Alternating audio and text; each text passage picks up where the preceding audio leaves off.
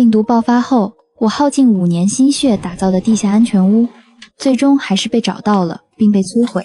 我九死一生，侥幸逃脱，最后跟随军队撤离到了南方据点。但即便是军队，也未能阻止局势的崩坏，或许更无法阻止这个世界走向终结。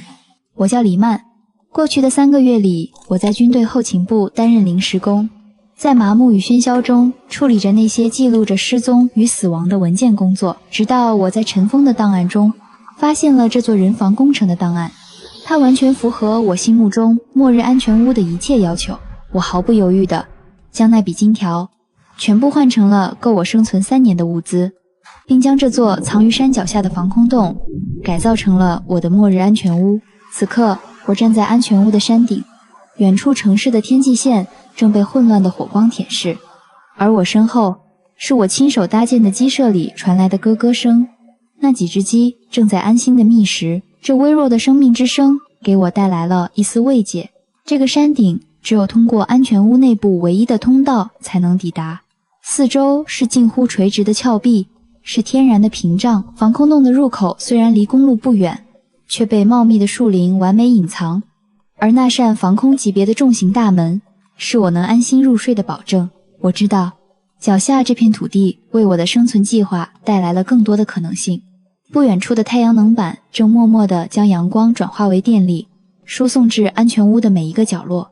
雨水顺着管道汇入过滤系统，那细微的流动声是纯净水源源源不断的承诺。当然，作为最后的保险，我还储备了整整80箱瓶装水。走进安全屋，我反手关上通往山顶的厚重铁门，将最后一丝带着腐败气息隔绝在外。随着沉重的液压闸门在我身后缓缓合拢，发出一声坚实而沉闷的咔嗒，整个世界仿佛都安静了下来。那种无处不在的低频恐惧感终于被彻底屏蔽。我深深地吸了一口气，感受着过滤器带来的纯净空气。防空洞的内部空间很大，我只启用了其中一小部分，用几乎等同于废品的价格换来的家电和家具，居然也布置出了温馨的感觉。书架上堆放着100多本我在路边捡回来的2手书，还有一个装满了老音乐和经典美剧的平板电脑。它们成了我精神世界的基石，是抵御漫长孤寂的盾牌。今天的午餐很简单，1罐番茄牛奶罐头配上1碗白米饭。我用电磁炉将罐头细细加热，浓郁的肉香瞬间充满了小小的厨房区域，在温暖的灯光下洋溢开来。看着锅里咕嘟咕嘟冒着的热气，一种久违的生活的感觉正一丝一缕地回到我冰冷的身体里。饭后，我推开储藏室的门，这里是我信心的最终来源。我的目光扫过高大的金属货架，上面整齐码放着的是我生存的依仗。密封桶里装着大米、面粉和各种豆子，午餐肉、沙丁鱼、蔬菜、水果罐头，分门别类，每一罐食物，每一盒药品都由我亲手搬运、清点上架。在这个随时可能一无所有的世界里，这种可被计算和掌控的富足能给予我最真实的安全感。在货架的最深处放着我特意准备的种子，黄瓜、番茄，还有那些生长迅速的蔬菜，它们是休眠中的希望，是这个小小世界实现可持续循环的关键。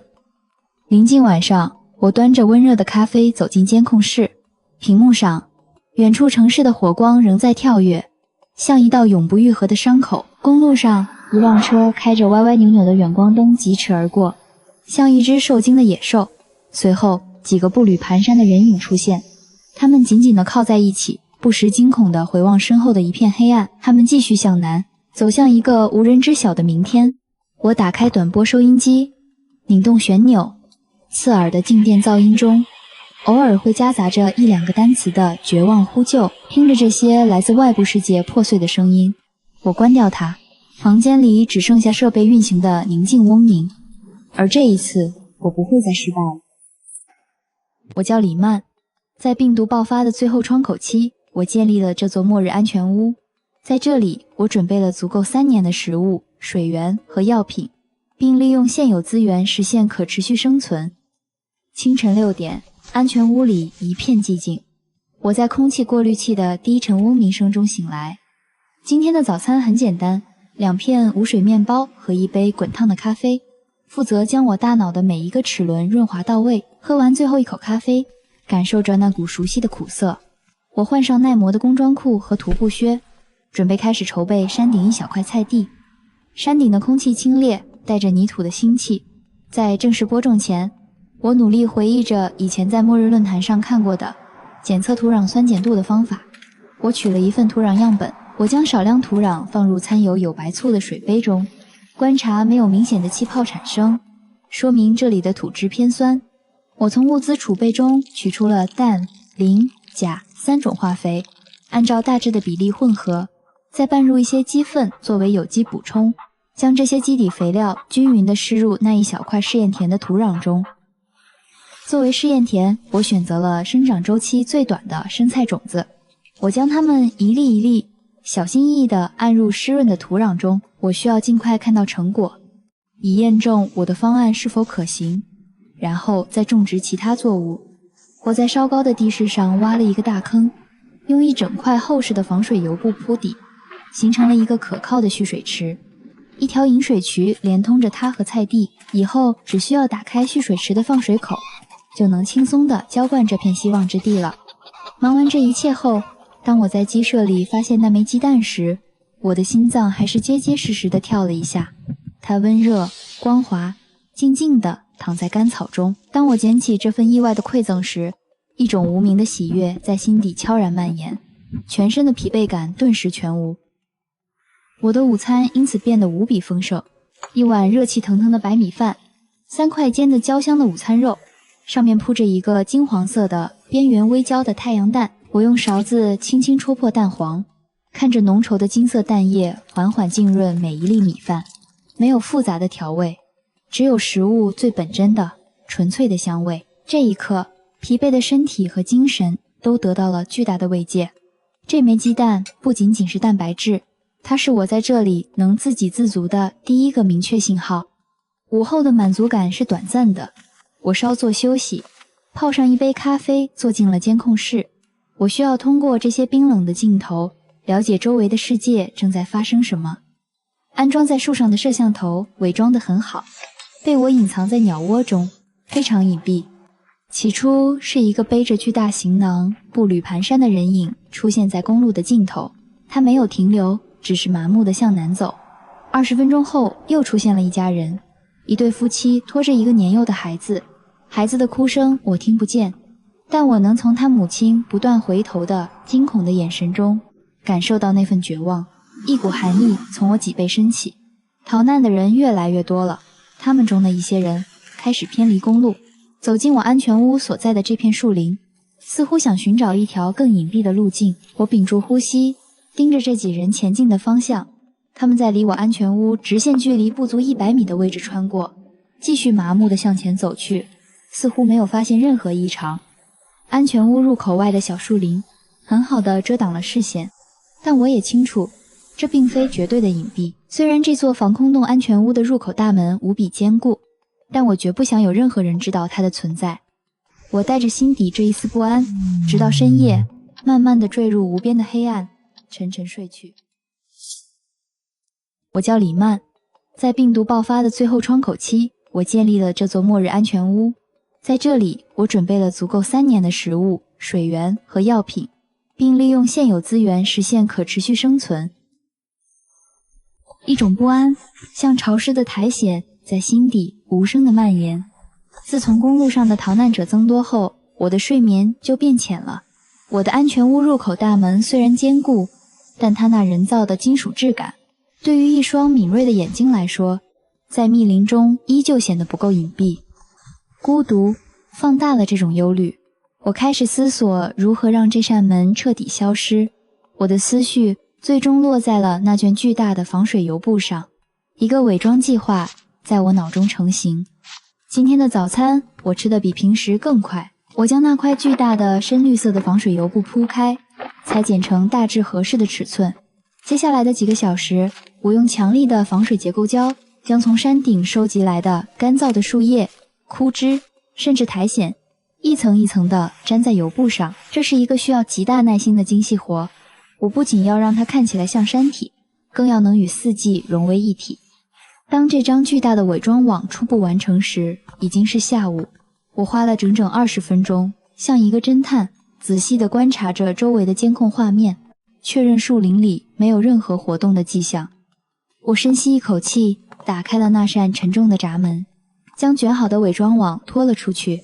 踏出安全屋的感觉，就像将自己暴露在旷野之中。我强迫自己冷静，动作飞快地将伪装网固定在防空洞入口上。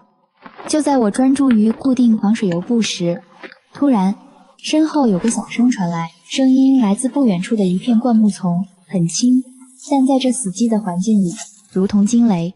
我的血液瞬间冲上头顶，心脏仿佛要从喉咙里跳出来。我猛地站起身，身体紧贴着冰冷的岩石，一动也不敢动，手不自觉地握紧了铁锤。声音更近了，有什么东西正在拨开草丛，向我这边靠近。我的呼吸几乎停滞，肌肉紧绷到了极限，准备随时逃脱迷内。每一秒钟都像一个世纪那么漫长，冷汗顺着我的额角滑落。灌木丛的边缘，叶子被拨开了，原来是一只山羊。它看了看我，似乎并不害怕，反而啃了一口旁边的嫩草。它的肚子鼓鼓的，看起来像是怀孕了。我紧绷的神经在这一刻猛然松开，我最终还是把伪装工作完成了。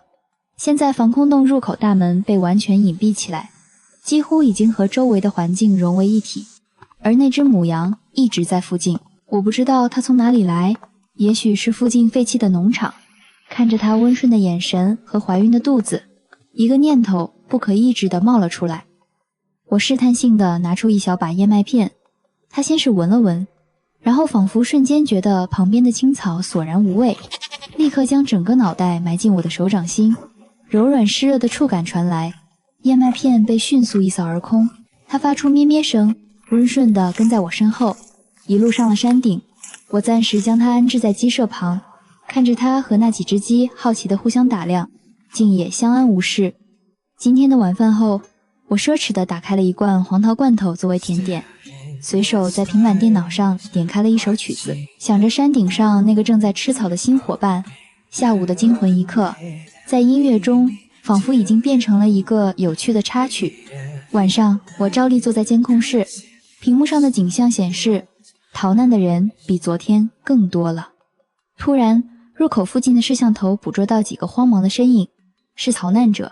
他们在林间跌跌撞撞，脸上满是恐惧，并不停地回头张望。我的心立刻提了起来。十几分钟后，3个手持匕首的男人出现在了同一片林区。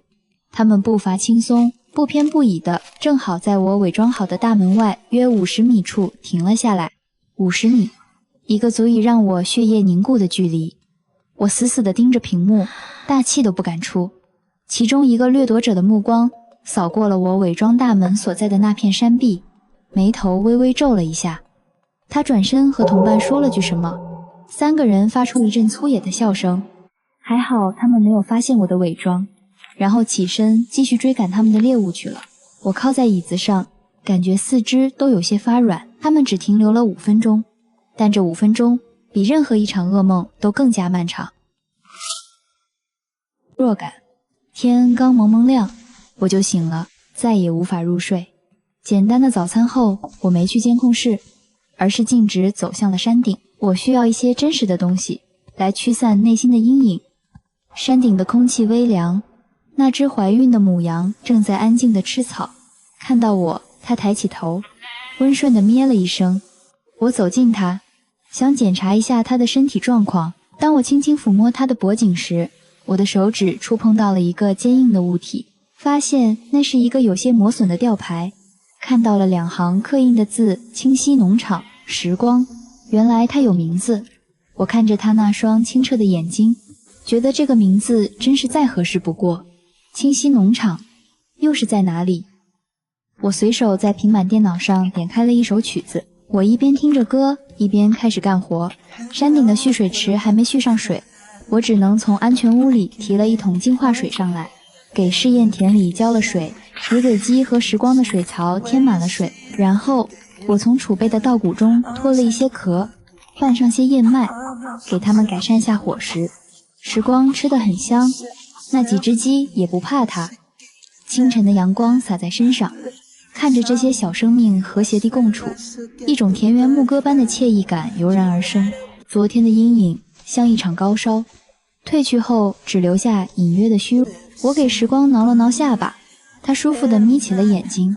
就在这时，我注意到了鸡舍附近的地面有些不对劲，那里有一片混乱的山羊脚印，混杂着另一种更小的爪印，泥土被翻得乱七八糟，有几处甚至像是发生过激烈的追逐或打斗。但奇怪的是，时光和那几只鸡都安然无恙，看不出任何受伤或受惊的迹象。这是怎么回事？昨晚这里发生了什么？这些爪印像一根刺扎进了我的心里。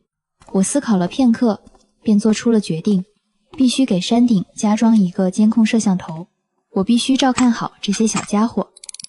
取来工具和摄像头，我很快就将新的监控摄像头安装在了一个视野绝佳的树杈上。回到监控室，我将新的视频信号接入系统，调试着角度和焦距，一切正常。就在我满意的靠在椅子上，准备享受片刻的安宁时，我的目光扫过了公路上那个摄像头的画面，然后我的血液凝固了。逃难者的队伍突然爆发了一阵骚乱，是病毒感染者。他们双眼乌红，动作扭曲，身上还残留着撕裂的衣物和暗红的血迹。他们不再是人，是只剩下捕食本能的野兽。瞬间，他们就冲进了人群，疯狂地攻击着每一个活物。尖叫声、汽车的碰撞声、绝望的哭喊，即便隔着屏幕，那份恐惧也几乎要溢出来。昨夜好几次从噩梦中惊醒，心脏还在胸腔里砰砰直跳，直到清晨才勉强驱散了些梦里的寒意。今天早餐煮了白粥，配着一个水煮蛋和一小碟自己腌的咸菜，清淡的食物能安抚我备受刺激的肠胃。饭后我坐进了监控室，看了一眼公路的监控，天阴沉沉的，像一块压在世界头顶的铅块。公路上撞毁的汽车歪斜地停着，路面一片狼藉，几只感染者像无意识的幽灵，在残骸间漫无目的地徘徊，没有了活人的气息，整个世界都陷入了一种诡异的死寂。我关掉那个画面，将注意力转回我的世界。我需要一些平静的东西来覆盖刚才看到的景象。我调出了昨夜山顶那个新摄像头的录像，我必须搞清楚那些神秘爪印的来源。录像画面是黑白的红外模式。午夜时分，一个鬼鬼祟祟的瘦长的身影溜进了画面，是只黄鼠狼。它熟练地绕过障碍，径直扑向鸡舍。就在它的爪子即将触碰鸡舍时，一个白色的身影从画面的另一侧冲了出来，是时光。他先是用前蹄使劲地刨了刨地，发出一声充满警告意味的鼻息，然后猛地向前一冲，用他那结实的前蹄狠狠地将黄鼠狼击打出去。黄鼠狼显然没料到会遇到这样剽悍的护卫，发出一声尖锐的叫声，连滚带爬逃进了黑暗中。时光没有追赶，只是站在鸡舍前，喘着粗气望了一会儿，才转身回到自己的角落卧下。我看着屏幕，忍不住笑了起来。原来昨晚的打斗是我的新伙伴赶走了偷鸡贼，我喜出望外。时光不仅没有带来麻烦，反而避免了我的损失。我心情愉快地来到山顶，细密的雨丝却飘落下来。我关好鸡舍的门，将时光暂时带入安全屋。他似乎很喜欢这个干燥的新环境，好奇地用鼻子嗅着每一件家具。我从储藏室里拿出了几根经过干燥和密封处理的胡萝卜，又给它拌上了一点黄豆。时光吃得津津有味，发出了满足的咀嚼声。不知道这场阴雨会持续多久。为了节约宝贵的电力，我关停了大部分非必要的照明和设备，只有必要的照明和通风系统还在工作。我随手拿起一本书，然后裹着一条舒适的毯子，蜷缩在沙发上。不远处，吃饱喝足的时光正侧卧在我为他准备的垫子上，安静地打着盹，呼吸平稳。看着他，我心里感到前所未有的安心。我的思绪渐渐从书页上飘到了山顶的规划。为了时光的安全，必须给他建个阳舍，选在地势较高、不易积水、更隐蔽且阳光能够照射的地方，鸡舍也得迁移到一起。为了隐蔽，也方便集中管理，还有等试验田如果成功以后，未来的种植也不能过于密集，以免从空中看起来过于突兀明显。像胡萝卜、土豆这类埋在土里生长的块茎作物，反倒是更安全的选择。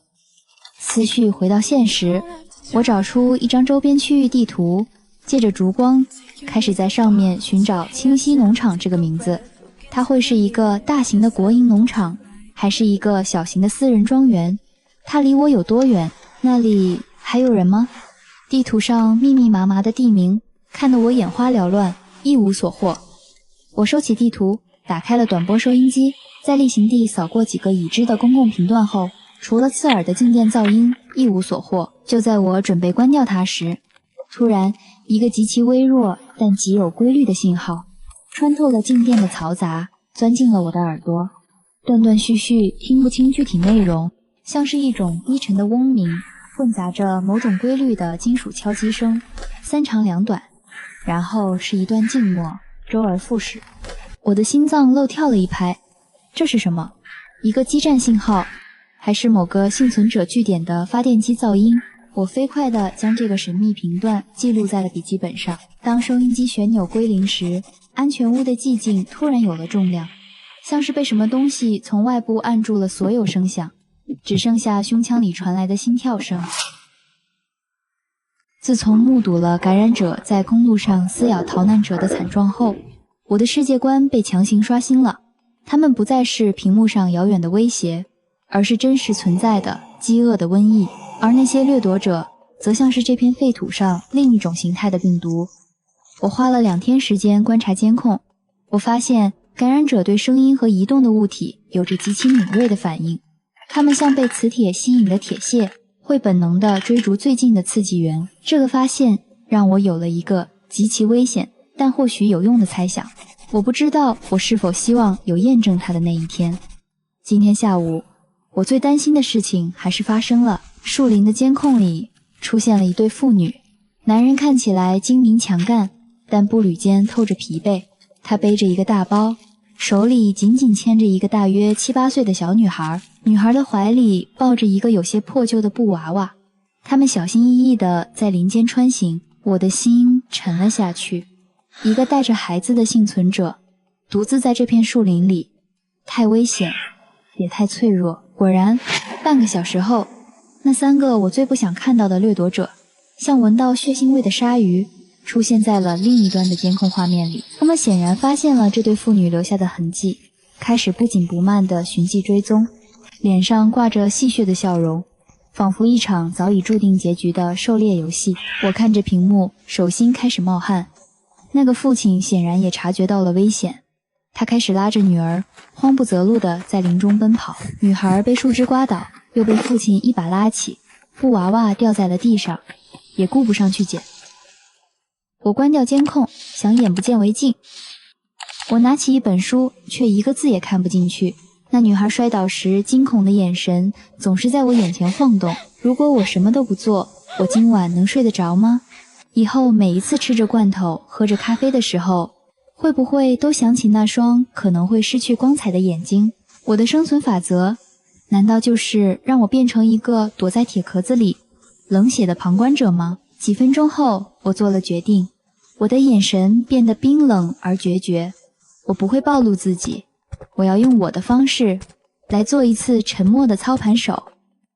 我取出从部队带出的雀鹰3号军用侦察无人机，它续航超1小时，飞行距离达50公里，静音性能极佳，是我手中最重要的底牌之一。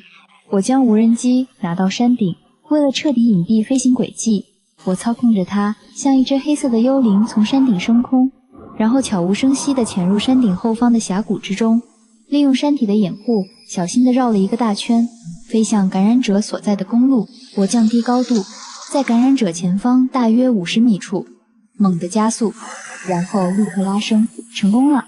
那个感染者立刻被吸引，放弃了漫无目的的游荡，开始疯狂地追逐无人机。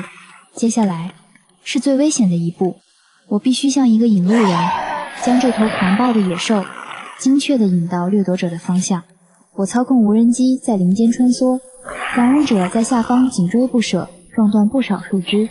我的心跳随着无人机的嗡鸣声剧烈起伏，手心的汗水几乎让遥控器打滑。此时，掠夺者们已追上妇女，将他们逼至一片小空地。领头者狞笑着步步逼近。就在千钧一发之际，他们听到林中传来的动静，三人立刻警惕转身。下一秒，被我引来的感染者咆哮着冲出树林，将离他最近的掠夺者扑倒在地，疯狂撕咬。另外两人又惊又怒，冲上前对着感染者的头部狠命砍刺。就在这时，那名父亲迅速抱起女儿，朝着相反的方向逃入密林深处。确认妇女安全脱险后，我立即操控无人机沿原路返航。当它平稳降落在山顶时，我才发觉内衣已被汗水浸透。我收回无人机，关闭山顶通道，整个过程滴水不漏。无人知晓这场混乱背后有个沉默的引路人。我并未感到喜悦，只有劫后余生的虚脱。我重新回到监控前，将镜头对准那片狼藉的空地。感染者已被解决，黑血淌了一地。被扑倒的掠夺者手臂血肉模糊，显然已经感染。黄头发的掠夺者给身旁人使个眼色，杀意从他眼底涌出。两人一同走向受伤的同伴，没半点犹豫，干脆利落地结果了对方性命。我不知道我今天的行为是种下了一颗善因，还是引来了一个麻烦。我只知道我的世界不再是那个可以完全隔绝的铁盒子了。我用无人机在它的外壳上戳开一个通往外界的小洞，而从这个洞里吹进来的风将带来什么，无人知晓。连绵的阴雨总算敛了势头。清晨，天刚蒙蒙亮，我来到山顶，踩着湿漉漉草地，第一口呼吸就裹着草木苏醒的心田。阳光正像融化的金沙，顺着云层的缝隙淌下来，在湿润的泥土上映出点点暖光。我的视线掠过那方试验田时，心跳忽然漏了半拍。亲手播下的生菜种子竟已长出巴掌大的绿苗，叶片上的雨珠颤巍巍的，被阳光照得像坠了层碎钻。那点破土而出的惊喜顺着血液窜遍四肢百骸。土壤改良的配方终于在这片土地上结出了最实在的果实。可指尖刚要触到最肥嫩的那片叶子，我的笑容突然僵住了。一片菜叶缺了个歪歪扭扭的角，一只蜗牛正粘在断口处，半透明的触角颤悠悠的，仿佛在炫耀它的战利品。我慌忙扒开其他菜苗，果然又发现几只壳上的螺纹还沾着新鲜的菜汁。捏起它们丢向远处的灌木丛时，指腹还残留着黏滑的触感。没有农药，也不敢用盐水，那些都会杀死土壤里好不容易养起来的微生物。面对这些慢吞吞的窃贼，除了徒手捕捉，我竟想不出别的法子。这点烦忧像根细刺扎在心头。原来建一个自循环的生态，比图纸上画的要难上100倍。但试验田的成功还是像团火，烧得我浑身发热。转身规划农场时，我清楚地知道，一个整齐显眼的菜地在末世里就是块巨大的靶子。善良在饥饿面前会发酵成贪婪，我不能拿侥幸和天真去赌人性。我将更多的生菜种子以3、5颗一丛的方式分散地点缀在草木相对稀疏的空地上。番茄和黄瓜苗选了光照最足的岩石边上，搭好的支架故意弄得歪歪扭扭，像野生的灌木。山顶农场真正的指望是土豆和胡萝卜。我把发了芽的土豆切成块时，刀锋突然打滑，食指立刻渗出血珠，血珠坠在土块上的瞬间，我已经往安全屋方向跑去。碘伏擦上去的刺痛，酒精粘球的灼烧感，最后裹上无菌纱布时，指尖传来的紧绷感都在提醒我，在末世里，一个小小的感染都可能演变成致命的危机。处理好伤口，我又回到山顶，将土豆块埋进土里，坑挖得深浅不一，间距也故意打乱。我的计划是将所有作物都分为3批，每批间隔20天播种，这样既能形成一个持续供应新鲜蔬菜的循环，又不至于在某个时间点收获过多，导致难以储存而腐烂。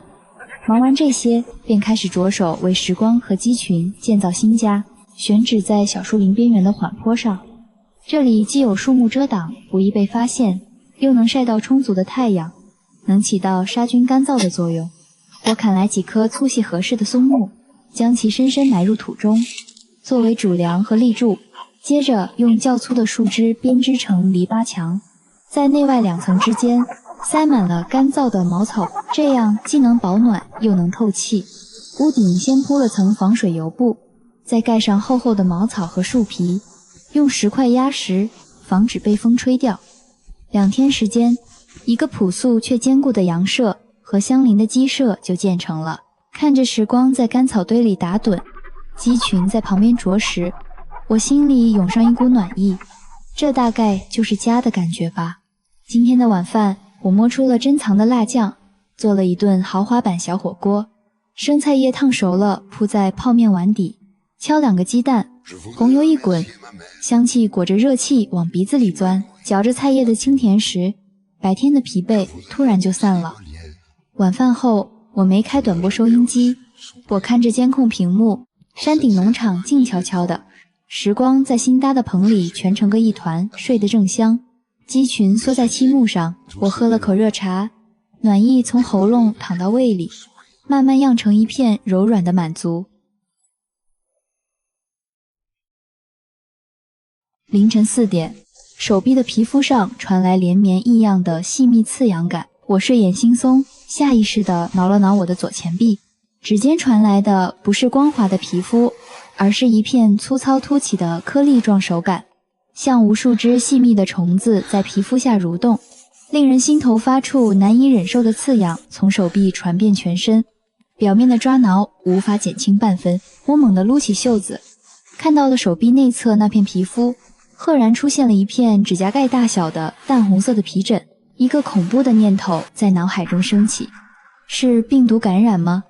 脑海里疯狂地闪回着那些感染者溃烂的皮肤画面。那一刻，我的大脑仿佛被投入了一块冰，所有的思绪都凝固了，我的呼吸变得急促，心跳声在寂静的安全屋里疯狂地垒动。我立刻冲到镜子前，仔细地检查着身体的其他部位，还好只有这一处。就在我准备放心下来的时候，我看着镜子里苍白如纸的脸，突然一阵眩晕感猛地攥住了我的大脑，眼前的景象开始旋转，镜子里倒影变得模糊，我不得不伸出手紧紧扶住冰冷的洗手台，才能勉强站稳。心里的恐慌持续了几分钟，我强迫自己冷静下来，开始思索昨天切到手的那道伤口。我颤抖着撕开了手指上的纱布，伤口的血已经止住，没有红肿，没有化脓，没有任何感染的迹象。这个结论没有带来任何安慰。如果不是外部伤口，那就意味着问题可能来自内部。是这个安全屋本身有问题吗？山顶的土地、水源、空气，还是食物？我思考片刻后，拿出水质检测仪，对安全屋的过滤水、空气过滤系统逐一检查，没有异样，一切正常。接着是食物和接触物排查，这是最繁琐的一步。我将我最近吃过的所有食物、接触过的所有物品一一列在清单上，然后开始进行最原始的排除法。罐头，我吃了几个月了，不会有问题。山顶的土壤也一直有接触，难道是……我的思绪落在了昨天接触的那株奇异的野花上。我立刻来到山顶，找到了那株野花，我戴上手套，小心翼翼地采下它，带回安全屋。我静静地看着这株野花，几分钟后，我做出了一个大胆的决定，用我自己做测试。我将野花碾碎，涂抹在右臂的一小块皮肤上，然后开始等待。这是一种极其漫长的对自己身体进行的残酷实验。在等待的时间里，那种因为未知而产生的恍惚感变得愈发明显。几个小时后，结果出来了，涂抹过汁液的地方出现了一模一样的红疹。真相大白，不是病毒，不是安全屋的问题，只是一次接触性过敏。我悬着的心一下就放了下来。我从医疗室的储备中拿出了一盒抗过敏药，吞下了一片。我看着手臂上那片红疹，将整个人深深地埋进了柔软的靠垫里，身体因为卸下了重担而微微颤抖，那是一种无法言喻的虚脱感。手臂上的刺痒感在慢慢减弱，头疼和恍惚感也随着身体的放松，奇迹般的消失了。我意识到，在这个末世，威胁不仅是外部的幸存者和感染者，如果是我无法治愈的伤病，该怎么办？我不知道，只能先活下去再说。我的思绪在倦意中不知何时飘忽到了清溪农场和那个神秘无线电频率上。引路人事件已经过去了好几天，掠夺者和那对父女都没有再出现在我的监控范围内，但这件事留下的回响却远未平息。我时常会想到那架无人机，思考我打破原则的行为究竟会带来什么样的后果。我把更多的时间投入到农场的日常中，试图用有条不紊的劳作来抚平内心的不安。山顶的土豆和胡萝卜已经扎下了根，分散种植的生菜也井然有序，而时光则给了我新的惊喜和期待。他的肚子越来越大，行动也变得格外小心和慵懒，大部分时间都安静地窝在羊舍里反刍，这可能是临近预产的征兆。就在我为新生命做着准备时，一个意想不到的身影再次出现在了我的监控画面中，是那个父亲。他独自一人背着一个小包，从密林的另一侧小心翼翼地前行而来。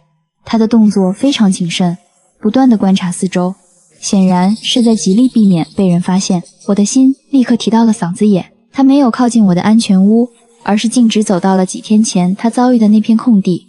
他停下脚步，从背包里拿出了一个包裹，然后他做了一个让我彻底屏住呼吸的动作。他解开了包裹，小心翼翼地举向空中，将里面的东西展示了出来。我的心跳几乎停止，我看到里面只有2样东西，一个信封和一个小小的布娃娃。他将这2样东西展示了足足有1分钟，仿佛在用这种方式无声地向我证明没有危险。做完这一切，他重新将东西包好，从口袋里取出了一个金属的挂钩，熟练地挂在了包裹上。接着他用周围的树叶巧妙地将整个包裹覆盖起来，最上方露出的那个闪着微光的金属挂钩仿佛在说可以用无人机取走包裹。这个信息瞬间击中了我，他竟然知道摄像头和无人机的存在。在我还没有反应过来的时候，他深深地鞠了一躬，便迅速转身消失在了密林的深处。我坐在监控前，久久没有动弹。那个父亲很聪明，他的那封信里是想传递什么信息？这份信息背后又藏着什么样的代价？我的内心陷入了前所未有的纠结。晚上，我打开了短波收音机，刺耳的静电噪音中，我捕捉到了一些幸存者的通话。南边那个桥头营地被一群掠夺者占了，收刮了所有物资，别过去。紧接着，一个带着哭腔的颤抖的声音传来：救命！有没有人？我们在便利店里，外面全是那些东西，他们在撞门，我女儿被咬了，她开始发烧了。另一个频道是一个男人绝望的声音：别相信任何人，我给了他们水，他们只想抢我的车，我不得不杀了他们。我关掉了收音机，安全屋里一片寂静，脑海里还残留着现实和残酷的声音，而时光在他的新家里安睡，预示着生命与希望。而那个沉默的包裹和那个素未谋面的父亲又代表着什么？中那个父亲的行为和那个沉默的包裹，短波收音机里传来的那些绝望的嘶吼和谩骂，与那个父亲展现出极度克制的善意，形成了尖锐的对比。这个世界似乎比我想象的更坏，但也保留了更多的可能性。天亮时，我做出了决定，我不能让一个潜在的威胁永远留在我的家门口。无论里面是善意还是恶意，我都需要一个答案。但我会用我的方式来确保这个过程的绝对安全。我再次启动了雀鹰3号，在无人机的底部，我固定了一个用粗铁丝自制的简易挂钩。我来到山顶，无人机像一只黑色的猎鹰，沿着那条熟悉的峡谷路线，悄无声息地飞向那片空地。包裹静静地躺在空地上，我深吸一口气，开始操控着无人机缓缓下降，机身上的简易挂钩在风中微微晃动。第一次尝试失败了，风太大，没能勾住包裹上的挂钩，我的心提到了嗓子眼。就在这时，一声嘶哑、充满饥饿感的咆哮从不远处的树林里传来，我的血液瞬间凝固，我立刻拉升无人机，在空中死死地悬停。我不能再等了，我必须在那个东西被无人机的声音吸引过来之前完成任务。咆哮声似乎更近了，还夹杂着撞断树枝的咔嚓声。就在风力稍歇的一瞬间，我猛地再次下降，这一次两个挂钩精准地扣在了一起。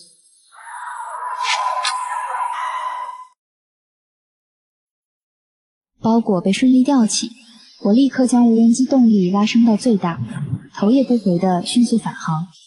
无人机平稳地降落在山顶，我戴上护目镜、口罩和手套，用一把剪刀小心翼翼地挑开了包裹，仔细检查，里面只有2样东西，静静地躺在那里，一封信，还有一个手工布娃娃。它做工粗糙，针脚歪歪扭扭，但看起来非常干净，还被塞得鼓鼓囊囊的。我拿起那个布娃娃，用手仔细地捏了一遍，里面只有柔软的触感，没有任何坚硬的可能是追踪器的异物。我松了一口气，拆开了那封信，信上的字迹工整而有力。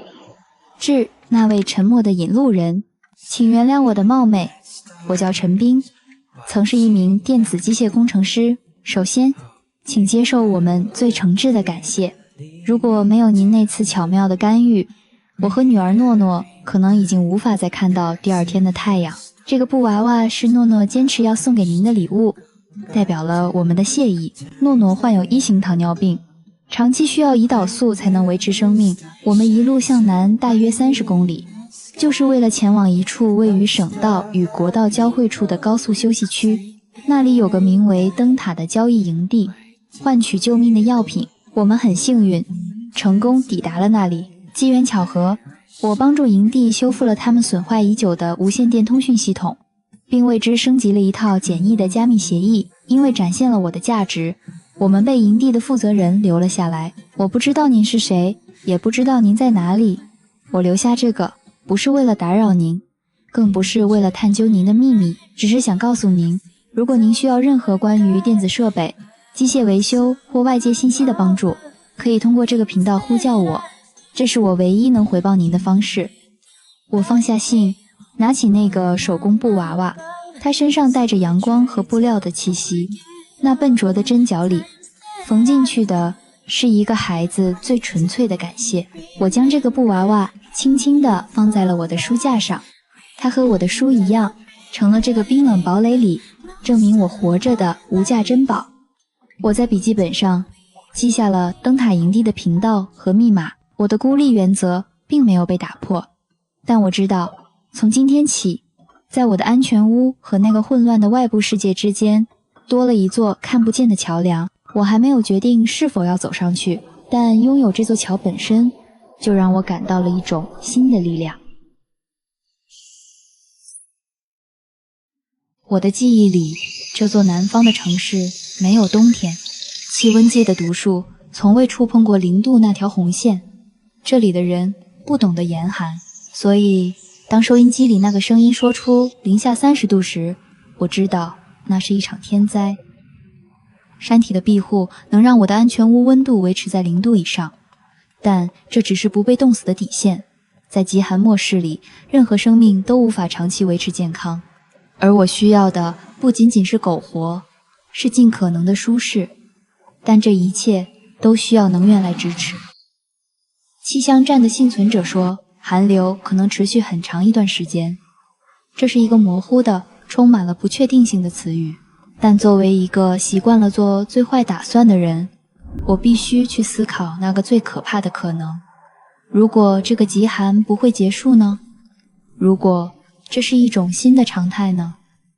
这个猜测像一枚冰锥，刺穿了我所有的储备计划。我的盘点不再是简单的加减法。我拿起库存清单，开始对我的安全屋进行一次彻底的清点。我走进食品储藏室，清点着我庞大的物资，超过1600罐各类肉类和蔬果罐头，近1000条高能量压缩饼干，还有成箱的脱水蔬菜、海鲜干货、方便面、火腿肠、无水面包和各种零食饮料、调味品整齐码放。我的主食大米和面粉也还有超过600公斤，旁边的密封桶里还装着大量豆类作物。山顶农场的4只母鸡现在每天都能提供稳定的鸡蛋，这让我对罐头的消耗减少了很多。收获的蔬菜则完全满足了维生素需求，甚至还有很多富余。考虑到这些可再生的变量，在理论上可以够3年以上的消耗，如果节省一点，甚至可以更久。我清点了动物们的口粮储备，谷物、玉米、豆粕、麦麸，总计超过1500公斤。对于10几只鸡和2只羊来说，完全圈养在室内，这些饲料是不够的，得尽量多囤积点山顶的干草。但真正的软肋是能源。我的2台柴油发电机，一主一备，都处于完美的状态。生活区的取暖可以依靠火炉和木材，但整个安全屋的电力系统、照明、过滤器以及即将建立的室内种植区都必须由主发电机来维持。我检查了油桶的液位，现有的柴油储备在没有太阳能的极端情况下，最多还能支撑大约1年。在永冬的猜想面前，这个数字第一次让我感到了真正的焦虑。每一个经过计算后得出的数字，都在无声地宣告，我的储备还远远不够。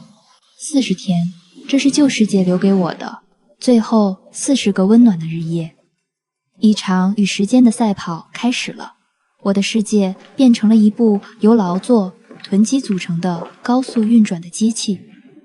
第一件事是给我的安全屋进行一次彻底的检查。我不想在零下30度的环境里去维修一个罢工的设备。我拆开了空气过滤器，换上崭新的滤网。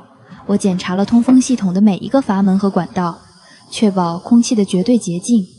我保养了2台发电机，更换了润滑油。最后，我改造了生活区的火炉，将一根独立的通风管道变成了一条安全、高效的排烟通道。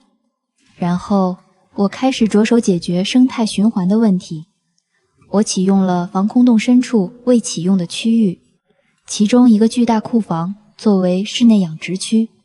我翻出了那本厚厚的现代生态农业设计手册，按照书本上的知识，信心满满地铺设好了发酵床。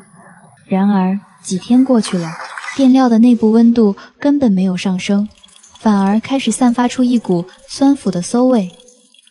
理论第一次背叛了我。经过分析和实验，我将问题锁定在了最关键的一点上，启动温度不足。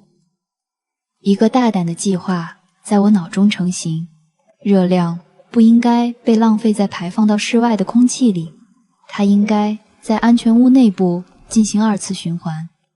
接下来的几天，我重新设计了火炉的烟道，让它先穿过室内养殖区，为发酵床提供启动和维持的能量。在散发了大部分热量后，再绕进隔壁的作物种植区，用余热为植物提供稳定的地温，最后才从安全屋另一头原有的排风口排出。当壁炉点燃，我看着养殖区温度计的读数缓缓爬升到一个理想的温度时，我才真正松了一口气。在这所有的改造中，我做了一件有些奢侈的事。我从山顶移植了带着泥土芬芳的草坪，小心翼翼地将它铺在了安全屋的中央广场上。这里是我所有功能区的交汇点，从此冰冷的混凝土有了一片柔软会呼吸的核心，它能调节这地下空间的湿度，净化空气。但更重要的是，当我赤脚踩在上面时，能感受到那种带着青草气息的真实触感。计算只能规划出最低生存线，而我需要的是绝对的富裕，是那种多到让我可以不再为数字焦虑的安全感。我的日子变成了一场疯狂的劳作，我像一个贪婪的收获者，将山顶所有能利用的枯木、树枝，甚至藤蔓和野草全部砍伐收割。一部分被我劈成木柴，填满了仓库和备用通道，形成一堵壮观的碳锡之墙。另一部分则被晾晒成干草，堆满了另一个空房间。我联系了陈斌，告诉他我将拿出全部的哨兵交易，而且必须快速交易。极寒来临，大部分感染者会因为低温而变得迟缓，甚至完全冻结。这意味着哨兵的战略价值将会断崖式下跌，必须趁现在，在它还有价值的时候，将它交易为我最急需的柴油和主食。这是最后的交易窗口。我站在那个被我塞满了物资的仓库里，货架上、地上密密麻麻，食物、能源，一个可以自我循环的生态系统。所有能靠我自己完成的变量，似乎都已被纳入了掌控。我以为拥有了这一切，就能对抗这极寒末世。但当一切准备就绪，我站在这个绝对安全的空间里，却感到了一种前所未有的空旷。